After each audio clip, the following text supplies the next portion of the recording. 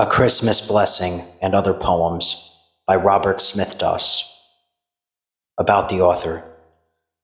Robert Smithdas, who became the first deaf-blind person to earn a master's degree, is best known as a poet, teacher, and advocate for people who are deaf-blind in particular, and for people with disabilities in general. Standing apart, however, from the low expectations often imposed upon those with disabilities, he earned the reputation of being one of the most influential and inspiring deaf-blind educators of his century. He was the author of several books of poetry, memoir, and reflection, and helped transform public understanding of what deaf-blind people could achieve. Robert died in 2014. Snowflakes. When I was a child, before the world became dark to me, I used to love snowstorms. I would stand beside a window, watching the snowflakes fluttering down like white petals from cloudland flowers, silently hiding the naked earth and covering up its scars. It was a beautiful night to see, and one which I have never forgotten. Gently the snowflakes fall, fragile and thin and light, like a soft silver pall. Gently the snowflakes fall, and muffle the world and all, in winter robes of white. Gently the snowflakes fall, fragile and thin and light. A famous painter once declared that one could find beauty and design in ugliness, music and harmony in discord. If one only sought them out, even without the glory of light and color, or the changing symphony of sounds that fill life's golden hours, I still find my days charged with adventure and romance. There are those moments of depression and melancholy which assail all of us, but they are only temporary moods. What I find most difficult to express in poetry is the hidden happiness to be found in every unexplored day. Soliloquy. Remember me when you see lovely things or hear enduring music.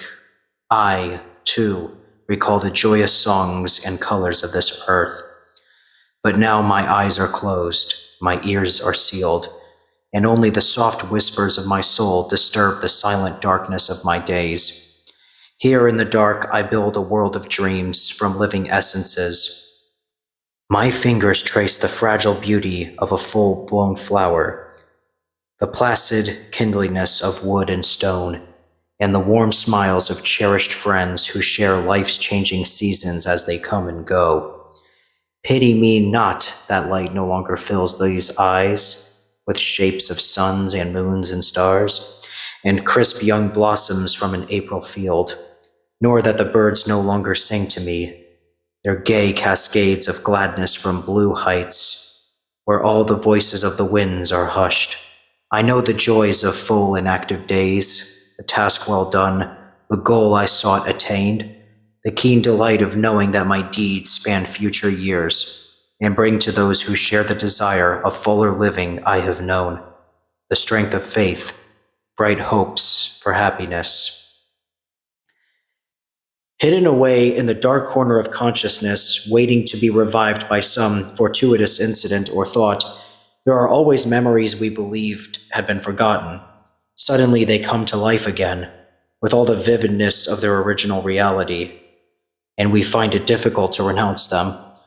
All of us have experienced this peculiar sensation, even though it may not have been caused by a book of verse, a rosebud, or the memory of a close friendship. Nostalgia. Today, I found a rosebud pressed between the pages of a book of verse we shared. Its petals were still red, its stem still green, and somehow its fresh fragrance had been spared. I held it tenderly with gentle fingers before I hid it carefully apart, wishing that you could know how one rose lingers here in the sheltered garden of my heart. While reading a charming story woven about the life and works of Saint Francis of Assisi, I came upon a beautiful description of evening whispers in an old Italian city. It was one of those unforgettable scenes that an inspired writer sometimes creates with such startling vividness, and the haunting picture stirred my own imagination so forcibly that I determined to capture its essence in verse. It was the first of my poems which ever appeared in print, shortly before my 20th birthday. Vespers. Heard ye the bell at evening vespers tell, the hour to prayer, that moment of contrite breath, when over all the habitations of men there dwells a reverence so deep it mocks the name of death. Heard ye its voice? The peasant bows his head in sweet repose, his labors done, and on his visage sere the shadow of grace rests, like a spirit that knows there is a simple faith abiding here that does rejoice. A child kneels where the constant breeze reveals its youthful form, and in its tiny hands it holds a cross of twigs. The dusk conceals its face, pointing towards eastern lands, silent and still. O rising star that journeys from afar, hereafter in the dark encircling night, let your eternal beacon beam where still there are such quiet souls and scenes. Let your pure light shine where it will. Helen Keller has won the hearts of people everywhere. She has been praised for her unique accomplishments, admired for her indomitable courage and boundless enthusiasm.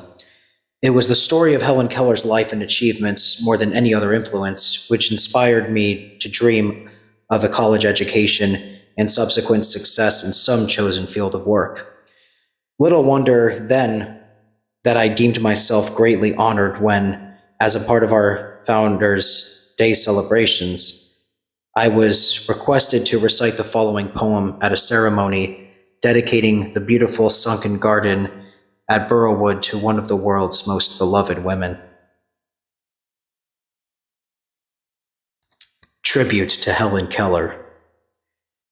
God said, "Let there be light." And in her soul the flame of faith was kindled into fire, illuminating her shadowland of days with dreams of rainbows hidden in the hearts of flowers and friends to whom she gives her love. Against the chiming crystal of her life, love's silver hammers play their sweetest song, and in the richness of its melody, her spirit finds the glory of the years and touches the world's heart with tenderness. During my school days at Perkins School, Watertown, Massachusetts, I fell in love with the murmuring pine which grew near the Birchwood Gate. On warm afternoons in spring, I would climb into its branches, find a comfortable perch, and sit for hours. Light breezes fanning through the supple boughs made a sighing sound like the thrum of a violin. And leaning back among the soft, fragrant tips, I would imagine the tree in a winter storm, or under the frosty light of a winter star. To a pine tree in the winter. Crowned with the one bright star in your hair, spirit of storm and of snowy nights, O pine tree that stands so green and fair throughout the winter's long twilights, are you endowed with some magic art that these keening winds cannot parole, your leaves decadent? Or is it your heart so stout that beneath the white parasol upon your boughs you only laugh and cast it loose? While close at hand the leafless maples sway and chafe under their frosted burdens, and those stronger by far than you fall. You are the king of nature's monarchs, seen by all your supple grace. O evergreen, if ever a tree was worthy, it has been your fortune to be placed above them all. When I was a patient in a Brooklyn hospital several years ago, one of the books I read during my convalescence was The Gospel According to St. John. I was especially fascinated by the story of the Christian miracles. And when I had finished reading it for the second time, I felt an urgent desire to express my feelings through some happy, creative medium, remembering how most of us have recourse to the divine physician for help and guidance during our hours of necessity. It seemed natural for me to turn to poetry, the language of the heart and of the soul. The wonderful physician. There was a great physician, ages past, well known within the land of Galilee, who had the magic power to set free the human body from those ills which cast their shadows on our lives. He cured the blast of fever in the palsied limb and mind. He gave prismatic vision to the blind, and made the halt and lame to walk at last. The man of 7 sorrows died in pain, crowned with sharp thorns, his healing hands thrown wide against the sunset crest of Calvary. But now he walks the earth eternally, a spirit of hope to heal us and to guide our own hearts back to faith and love again. The trill of a bluebird's song on a crisp spring morning, a yellow crocus peeping through dull brown leaves. These broken shards of memory still come back to me from the days of my childhood. They seem insignificant, trifling things, until one fuses them together in the crucible of imagination. Solstice. Last night the world was white with frost, with not a single sign to show that winter's curse would end with spring's soft anodyne. But when I rose at break of day, I heard a bluebird sing, and found a crocus at my door, the calling card of spring. I was still in my junior year at St. John's University when I composed this sonnet for John Reagan, one of my classmates and an old friend of mine. John was engaged to Frances Moss, a lovely girl whom he later married. One can scarcely imagine my pleasure when this poem appeared in the Florida Magazine of Verse. I was delighted to be able to present a copy to the young couple shortly before their wedding. Sonnet to Frances. Should springtime never come to the earth again, if flowers never bloom, if trees stand bare, if winter holds dominion all the year, and hides the smiling sun with mist and rain, still will there be eternal summer here within my heart when I remember days spent in your happy company and ways enchanted with your magic atmosphere. Your virtues are too great for me to praise. I will not count them. But if this green earth became a desert region with no hearth to shelter me, still would I find a place or refuge in your smiles, love, and care, and find secure contentment waiting there. Flowers have become symbolic of all the finer expressions of human nature. There is scarcely a single blossom that does not represent some intimate emotion. Those who love the beauty of flowers, says an old Chinese proverb, also knows the language of the heart. A bouquet. In an old-fashioned garden sparkling with silver dew, I thought of happy friendships and gathered these flowers for you. Rosemary for remembrance, pansies for joyous thoughts, roses for heart's devotion, and blue forgets-me-nots. I bound them all together, one spray of scented flame, each blossom glowing, whispering softly an old friend's name.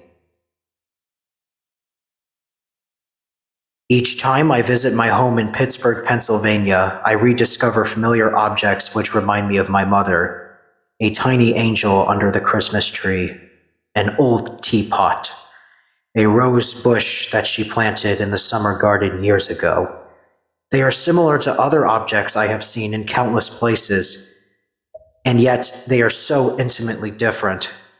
Her hands have touched them and somehow given them a special personal quality. They stir my memory and bring back poignant recollections of the tender-hearted woman who gave me birth and life. Home thoughts of my mother. The house is full of her. In every room, I sense her presence moving everywhere, a quiet radiance and a dim perfume that haunt the darkest corner of the stair. This is the vase her fingers once caressed so fondly as she filled its heart with flowers. Here is the missal that her warm lips pressed in times of joy or melancholy hours. She is not here, and yet she seems to be a living part of these familiar things. And if her soul had spanned eternity to hover close to me on viewless wings, guarding me still, and smiling as I touch these souvenirs she once had loved so much. Christmas is a season of tenderness and joyousness, a festival of beautiful old traditions and happy hearts, and almost as old as Christmas itself is the kindly Irish greeting of the Yuletide. God bless this house. Touched by the charming sincerity of the ancient greeting, I was inspired to make a Christmas blessing of my own for my friends and those who are dearest to me. Christmas blessing. God bless this house, this holy night of nights. Let there be room for only one love and laughter. May all old sorrows fade and new delights brim every heart and ring from every rafter. God bless you all, and may the dreams you treasure bring happiness. For once a tiny boy beheld these same bright winter stars with pleasure, and smiled because the world was his first toy. The star of Bethlehem has waned away, yet still the bells sing like a silver spinet, their old familiar blessing, and they say, God bless this house, and all who dwell within it. Every artist wonders whether his work will have continuity, whether it will survive the span of his lifetime and still bring happiness and beauty to others. This thought has often occurred to me while composing poems of my own, for even one spontaneous echo of the heart may find an enduring place in the hearts of future generations. A wish. Beneath my feet, wherever I may go, I tread upon the dust of countless ages, without a thought of what great heritages the passing years have gleaned and laid so low that now they are but dust and memory. Oh, what I wish to be remembered by, when I have passed into my last sunset, is one brave song that men will not forget, a simple, heartfelt tune that will not die, when I am only dust and memory.